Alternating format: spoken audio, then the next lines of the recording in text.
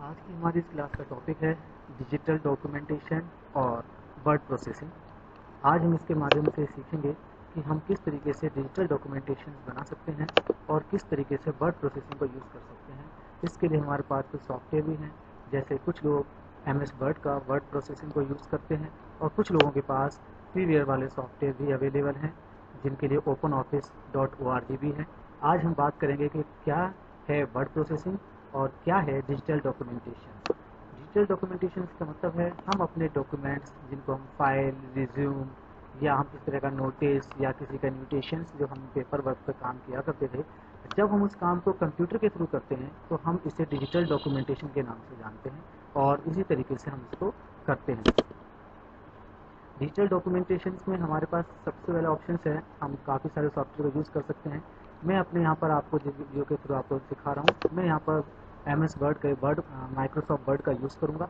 इसमें मैं पहले आपको इस स्क्रीन के बारे में बताना चाहता हूँ कि MS वर्ड की पूरी स्क्रीन है, इसके क्या क्या एलिमेंट्स होते हैं और यहाँ पर क्या क्या पार्ट्स होते हैं। देखिए, सबसे ऊपर की जो रो होती है जिस पर मेरा कर्सर मूव कर रहा है, इसको हम इसकी टाइटल बार बोलते हैं, क्योंकि यहाँ पर डॉक्यूमेंट का टाइटल फिलहाल जो डिफ़ॉल्ट टाइटल होता है वो होता है डॉक्यूमेंट 1। यहाँ पर हम टाइटल देते हैं और जब हम इसको सेव करेंगे तो नाम चेंज हो जाता है और ये बताता है कि ये किस प्रोडक्ट के थ्रू या फिर इस फाइल को खोलने के लिए आपको किस सॉफ्टवेयर की ज़रूरत है। इसी टाइटल व्यू के ऊपर, टाइटल बार के ऊपर आपको यहाँ पर मिनिमाइज़ का बटन मिलेगा, ठीक है, रीस्टोर डाउन और मैक्सिमाइज़ का बटन मिलेगा और यहाँ से आपको क्लोज का बटन मिलेगा। यहाँ पर कुछ फास्ट एक्सेस करने के लिए भी कुछ बटन दिए हुए हैं, जिसमें से आप फास्टली सेव कर सकते हैं, क्योंकि जनरली सेव को करने के लिए फाइल मेन्यू के अंदर जा कर के तब आप सेव और सेव एज का ऑप्शन लेते हैं, लेकिन अगर आप फास्ट वर्क करना चाहते हैं तो आप डायरेक्टली यहाँ से सेव कर सकते हैं। ये बटन जो आपके पास दो बने हुए हैं, ये होता है कांट अंडू के लिए, यानी कि कंट्रोल Z, जो हम जनरली यूज़ करते हैं, और ये होता है रीडू के लिए यानी रिपीट के लिए, यानी कि अगर आपने गलती से एक स्टेप पीछे चले गए और दोबारा से आगे आना चाहते हैं तो आप यहाँ से कंट्रोल Y करके रीडू या रिपीट कर सकते हैं। ये हमारे पास कुछ मेन्यूज दिए हुए हैं, 1 2 3 4 5 6 7 8। जनरली हमारे पास जो MS ऑफिस का जो 2010 का जो वर्जन है, इसके अंदर वर्ड के अंदर 10 मेन्यूज अवेलेबल होते हैं। पहला होता है फाइल मेन्यू। फाइल मेन्यू के अंदर आप save, save as, open, close, info, recent, new, print, save and send और हेल्प ऑप्शन के अंदर ऑप्शंस और एग्जिट के ऑप्शन अवेलेबल होते हैं, जिसके बारे में हम बाद में पढ़ेंगे। इसके बाद होम मेन्यू होता है। होम मेन्यू के अंदर हमारे पास रिबन्स होते हैं, जिसमें सबसे पहला रिबन है क्लिपबोर्ड का।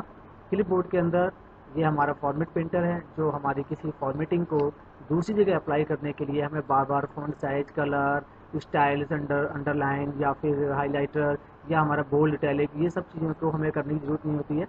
एक बार अगर आपने कोई फॉर्मेटिंग की हुई है, आप उसको पूरे के पूरे पैराग्राफ पर, इवन आप पूरे के पूरे पेज पर भी अप्लाई कर सकते हैं। यहाँ पर हमारे पास दूसरी अवेलेबल हैं ऑप्शंस, जिनमें कट है, कॉपी है और पेस्ट है। पेस्ट में भी कई सारे ऑप्शंस अवेलेबल होंगे आपके सामने, किस तरह की पेस्टिंग आपको करनी है। यहाँ पर देखिएगा फ़ॉन्ट साइज का रिबन है। फ़ॉन्ट के अंदर आप देखिएगा हमारे पास फ़ॉन्ट अवेलेबल है, हमारे पास बहुत सारे फ़ॉन्ट अवेलेबल है MS वर्ड के अंदर। ये और भी जो हमारे ओपन ऑफिस ORG है और भी हमारे सॉफ्टवेयर हैं फ्रीवेयर, उनके अंदर भी बहुत सारे फ़ॉन्ट्स होते हैं।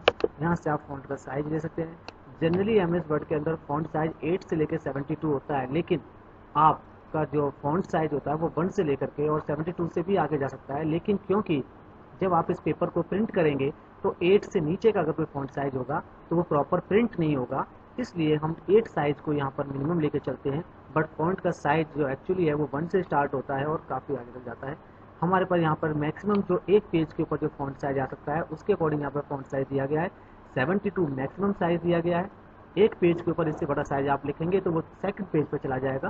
तो हमारे पास MS वर्ड के अंदर कोई क्वेश्चन पूछा जाता है कि आपके फ़ॉन्ट साइज़ की लिमिट्स क्या है, तो आप बोलेंगे 8 से लेकर के 72 तक। यहाँ पर हमारे पास बोल्ड, इटैलिक, अंडरलाइन, ठीक है, एस्ट्रिक और यहाँ पर सब स्ट्रिक और सुपर स्ट्रिक्स के ऑप्शन दिए हुए हैं, जिससे हम फार्मूला बनाने में या किसी तरीके से इक्वेशंस को लिखने में हमारे पास हेल्पफुल होता है। यहाँ से भी आप जनरली किसी के फ़ॉन्ट साइज़ को इंक्रीज़ और डिक्रीज़ कर सकते हैं, मैं आपको अभी करके दिखाऊंगा।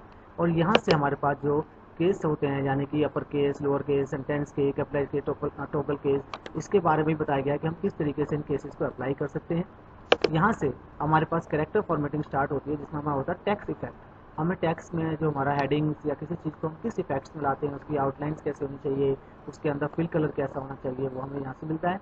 ये जो ए बी करके और ये हाइलाइटर बना हुआ है, ये होता है टेक्स्ट हाइलाइटर, हाईलाइट कलर। इसका यूज़ हम किसी भी लाइन को, किसी टॉपिक को या किसी वर्ड को हाईलाइट करने के लिए यूज़ करते हैं।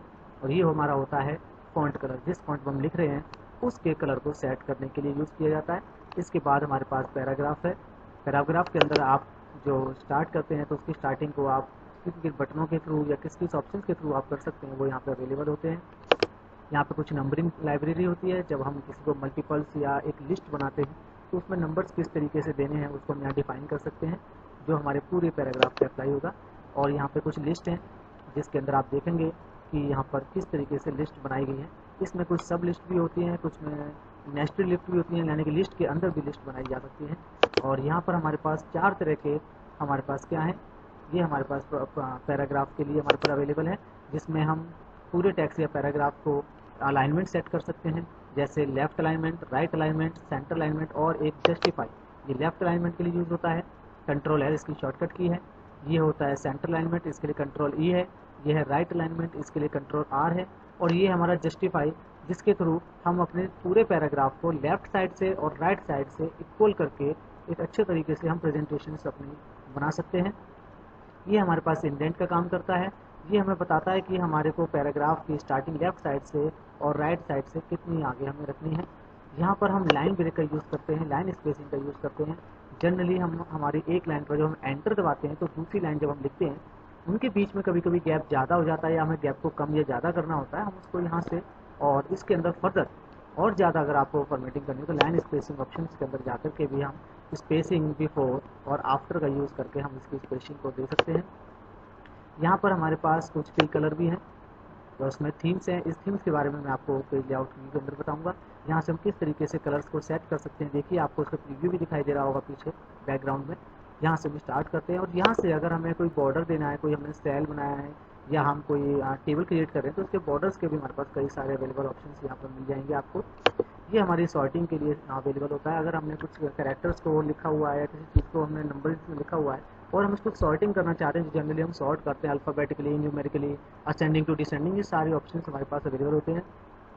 यहाँ पर आपको एक बटन दिखाई देगा, ये इसको बोलते हैं शो या हाइड। ये करता है पैराग्राफ को हाइड करता है, यानी कि आपने किसी पेज पर जितनी बार एंटर्स मार्क प्रिंट किया है या हिट किया है, यानी कि जितनी बार आपने न्यू लाइन या न्यू प्रिंट को आपने किया है, उन सभी के आगे ये एक तरह का मार्क बना देगा, जिससे आपको ईजिली पहचान होने लगेगी कि आपने किस पैराग्राफ पे आप काम कर रहे हैं और यहाँ से भी आपको पता चल जाता है। इसके बाद हमारा एक स्टाइल रिबन है, ये भी काफ़ी पॉपुलर है। इसकी खासियत ये है कि ये आपको बार बार किसी भी चीज़ के टॉपिक को, हेडिंग को बार बार छेड़ने के बजाय आपको वन टाइम में अप्लाई करवाता है। यानी कि आपने किसी में फॉर्मेटिंग की है, उसमें आपने फॉन्ट कलर क्या लिया, फॉन्ट का स्टाइल कैसा लिया, आपने फॉन्ट टाइप क्या लिया है, फॉन्ट का साइज क्या लिया है, वो सब आप बार बार डिफाइन ना करना पड़े और आपकी एक्यूरेसी और एक जैसी चीज़ें, एक जैसे टाइटल्स बने।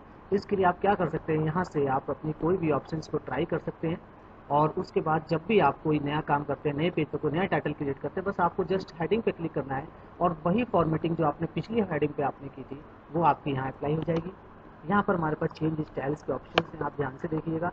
यहाँ पर स्टाइल सेट्स कुछ हैं हमारे पास जो टेक्स्ट फॉर्मेटिंग के लिए हैं। कुछ कलर्स हैं जो हमारी थीम्स को प्रोवाइड कराते हैं। जब हम इसमें से किसी भी थीम्स को ले लेंगे तो यही थीम हमारी यहाँ पर भी अप्लाई होने लगती है। इससे हमारी जो कलर थीम जिस पर हम वर्क करना आसानी होती है। यहाँ से हम फॉन्ट्स वगैरह को भी ले सकते हैं, फॉन्ट्स के स्टाइल्स को भी यहाँ पर हम दिखा सकते हैं। किस तरीके से फॉन्ट्स के स्टाइल को देखिए किस तरीके से रिप्रेजेंट किया हुआ है और उनके नाम्स को भी यहाँ दिया हुआ है। और पैराग्राफ स्पेसिंग के बारे में भी यहाँ पर होती है कि आपको पैराग्राफ में कितनी स्पेस, यानी कि पहला पैराग्राफ खत्म होने का दूसरा पैराग्राफ जब आप स्टार्ट करेंगे उसके बीच में आपकी कितनी स्पेसिंग होनी चाहिए। और सेट एज डिफॉल्ट ये है जो माइक्रोसॉफ्ट वर्ड की तरफ से या फिर वर्ड प्रोसेसिंग सॉफ्टवेयर की तरफ से आपको प्रोवाइड किया गया है। आइए हम नेक्स्ट वीडियो में इन सभी ऑप्शंस को और एलिमेंट को हम पढ़ करके देखते हैं और खुद प्रैक्टिकल करके देखते हैं।